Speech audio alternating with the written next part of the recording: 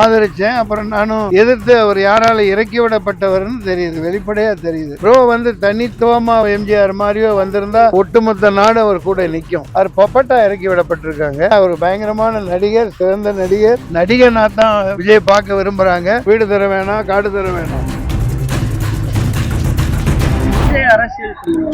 வேணாம். அவரு கருணாஸ் வந்து ஒரு சொல்லிருக்காரு, 200 கோடி ரூபாய் விட்டு வந்து இல்ல, ஒரு 2000 கோடி ரூபாய் அடிக்க வந்ததா சொல்லிருக்காரு. அதெல்லாம் அரசியல் இங்க பேச விரும்பல. இது ஒரு நல்ல பொன்மாலை பொழுதா இருக்கு. இன்னைக்கு நண்பரோட அங்க நம்ம ப்ரோ விஜய் மிகப்பெரிய அளவுல இங்க கொண்டாடப்படுது. மலேசியாங்கிறது எப்பவுமே எந்த நடிகர் தனுஷா இருக்கட்டும், சூர்யாவா இருக்கட்டும், ஜெயம் ரவி இருக்கட்டும், எந்த உச்சக நட்சத்திரம் நாளைக்கு நடந்தாலும் அவங்க சொந்த விழா மாதிரி, தன் குடும்ப விழா மாதிரி தலையில தூக்கி வச்சு பயங்கரமா கொண்டாடுவாங்க. அது சரியான துறையில இருந்து வந்தவர் தான் கருணாசும். அவரும் ஒரு அரசியல் கட்சி ஆரம்பிச்சாரு.